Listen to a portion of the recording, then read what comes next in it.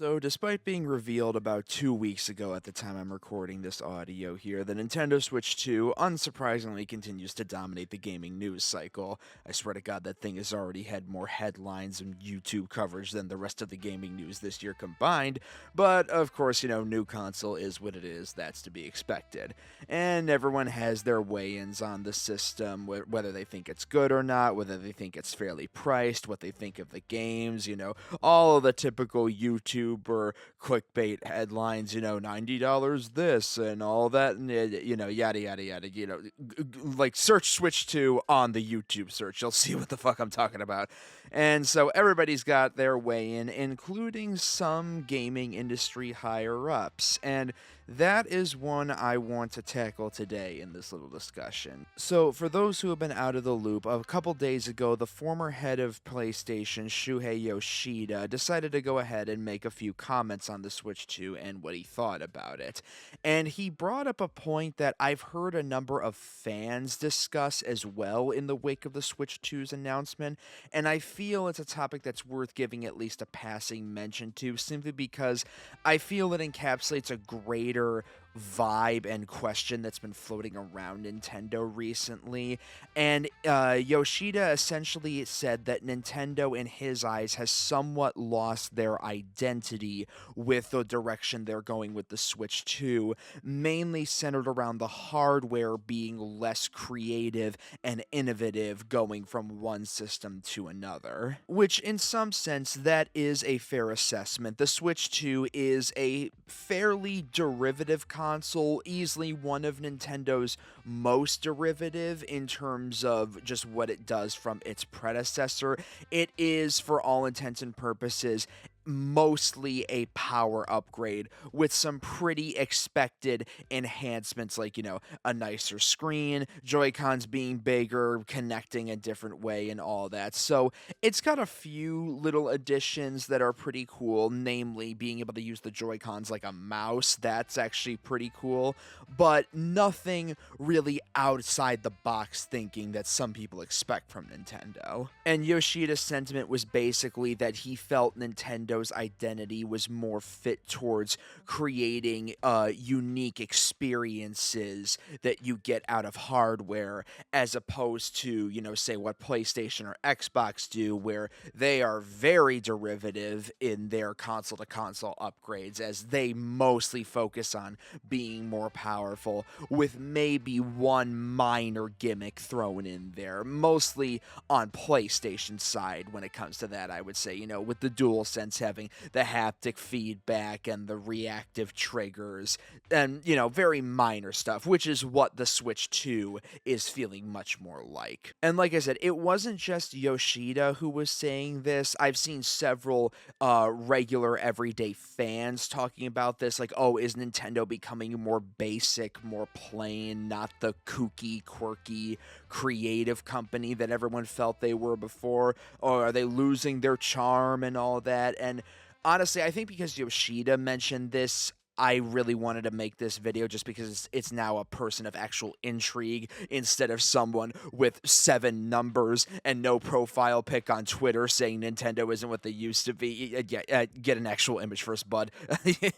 Fill out your profile before you have opinions. But to cut straight to the heart of it, I honestly feel like while I understand where Yoshida is coming from, it just comes across as kind of a disingenuous take when looking at Nintendo and their history, because yes, while Nintendo has had many more differences console to console than PlayStation or Xbox, whether it be creating all new gimmicks or having each of their consoles have more of their own unique identity, like having an all new visual design, an all new name, as opposed to PlayStation just going 1, 2, 3, 4, 5, or Xbox doing whatever they're doing with their Xbox naming 360, One, Series Z.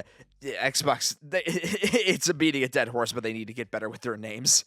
But yes, it is true that Nintendo consoles did have more of a unique feel to them, but Nintendo in the past have had several instances where hardware-wise, they're really not doing anything all that unique or quirky in terms of the actual physical technology. Like you have the Super Nintendo, the Game Boy Advance, which are both very derivative power upgrades from their predecessors. The N64 really didn't do much unique in terms of its physical like gimmicks or anything like that. Same with the GameCube. The most those two had was having really weirdly shaped, kind of like, oh, look at this. The face buttons are all in weird positions. Like the controller was just really unique, and that was mostly the extent. Like, oh, we got three prongs. We got the A button smack dab in the middle with everything else around it. But outside of that, those two didn't really have any major gimmicks either. Really, the whole sentiment of Nintendo having these unique hardware really seemed to start with the DS, at least from my observation. Like, there was the Virtual Boy, yes, but that, we'll just leave that. We'll leave that in the 90s. We don't have to worry about that. But in terms of hardware people actually like, the DS having the dual screens was the real start of that. And then you had the Wii, which really pushed motion controls into gaming on a big stage for the first time. You had the 3DS, which pushed glasses-free 3D.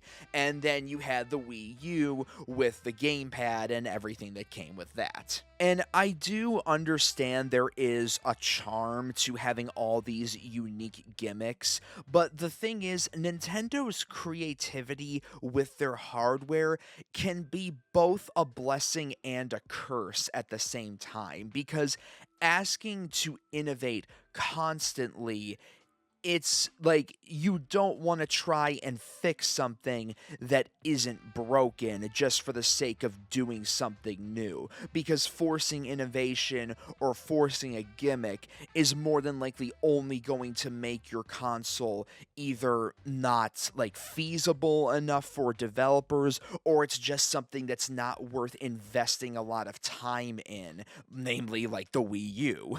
It's almost like kind of an inverse from what PlayStation and Xbox do, whereas some people would kind of be interested in seeing PlayStation or Xbox do something more unique for their systems. Nintendo can almost go too far in the other direction, where they go so off the wall with their system, it doesn't always land, despite the initial idea maybe sounding kind of cool on paper. And the Switch, I think, was really good proof that you don't always have to go crazy off the wall with a gimmick. If you just nail down something that is enticing to folks, whether simple or complex, and just make some really damn good games, that is ultimately what is going to get people to buy a system. Like, the Switch's gimmick is not complex. It's just a hybrid console. It's really the first time we got a serious home console handheld merged together into one system, and that was really kind of a pipe dream for gamers for decades at that point. You know, you had things like the Sega Nomad, which really tried to do something with that way before the technology was ready for it, but the Switch finally got those two pillars merged into one. And like I said, it's not complicated, but you tell somebody that, hey, you have got handheld quality, you've got home console quality games able to play on a handheld on the go at the same time. Yeah, that's going to get a lot of people invested. Whereas in the case of something like the Wii U, the gamepad was so awkward and cumbersome, because it's like, okay, so you have this connected to your system, it can work in this way and this way, but it is specifically meant to a new system, not to the old Wii, despite having a name that gets really confusing. And then developers had to figure out ways to make the gamepad work properly, which just made it so they had to develop on like a side track, so the gamepad didn't just feel like a complete waste. It just tacked on an unnecessary side to development that barely anybody got any serious worth out of. And all it did was just confuse consumers, overcomplicate things for dev teams, and that really just was one of the many, many reasons why the Wii U just blew up in Nintendo's face. And even the 3DS, like the glasses free 3D was cool, but it was almost more like a fad. It didn't have a lot of serious lasting power as like this big incentivizer to bring people in. Like no one in 2014, 2015 was going like, "Oh my god, glasses free 3D. I need to pick up this system." That was mostly just like a result of the 3DS being developed in like and created in like '09, 2010, 2011 when stuff like that was the big hot new thing. And while back in the day, like the 2000s, video games could be sold a little bit more on gimmicks because they were being so much more experimental.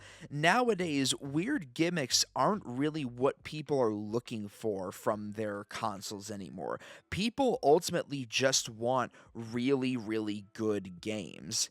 And that's not to say that you can't have any minor gimmicks. Like I said, the Switch 2 having the mouse controller, that legit I think is going to be a game changer for some genres. Like that can very easily, like once we have the system in our hands and can properly test it out, outside of like the New York and LA shows, I think that control option is going to make first person shooters and simulation games in particular very enticing for the Switch 2 because now you have essentially an option to switch between controller and mouse, which for a home console, that's a big deal. But you don't necessarily need to have something that's like, "Oh, look at this, you can flip your console inside out and then it'll have a sweet rave party." Like, no, you don't need that. At this point, gamers just want really good games, and that's ultimately what's going to entice gamers to jump on your console. And even if this is an identity shift for Nintendo in that way,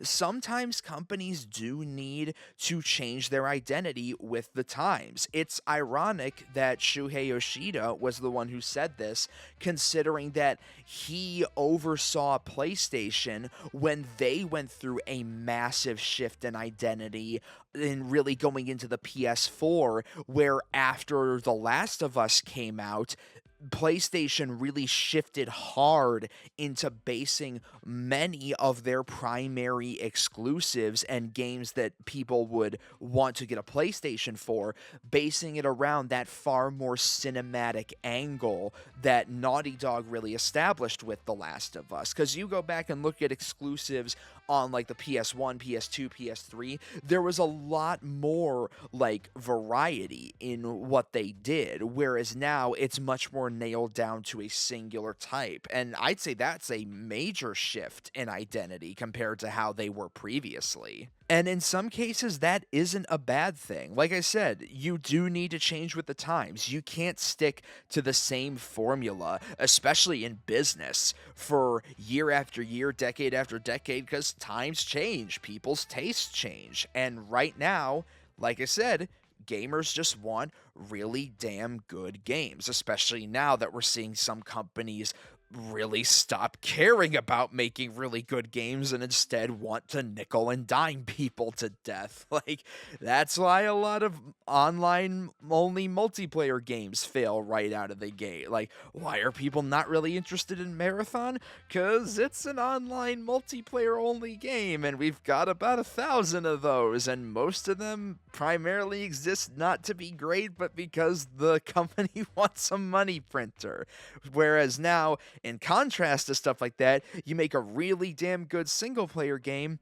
Yeah, that's probably what's going to get people to jump on your console. Like, that's why Nintendo's pushing Mario Kart World, which I know is multiplayer, but also can be single player, and Donkey Kong Bonanza, because those are going to be big exclusive games that I am almost certain are going to be really great. So yeah, there's your reason to buy a Switch 2. Like, at the end of the day, to me, it's just put into perspective when you really ask, what do you think would get people to care more about the Switch 2?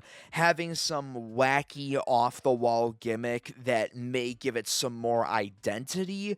Or is it having a brand new 3D Mario and a brand new 3D Zelda that are both Game of the Year quality? Because honestly, overseeing the past 8+ years of the Switch 1, I know what the answer is, and I think a lot of people who have followed this console the whole way through also know that answer. But a lot can still be said for the Switch 2. We still have to wait to get it. Still waiting on those pre-orders to go up. Can we please get those, Nintendo? The stupid tariffs aren't going on right now. I just want to be able to secure this thing. But come June, we'll see how this console shapes up early doors. And yeah, I'll probably put out a video on the system then, comparing it to the Switch 1 and see how things turn out. But thank you all again so much for watching, and I will see you in the next video. Peace!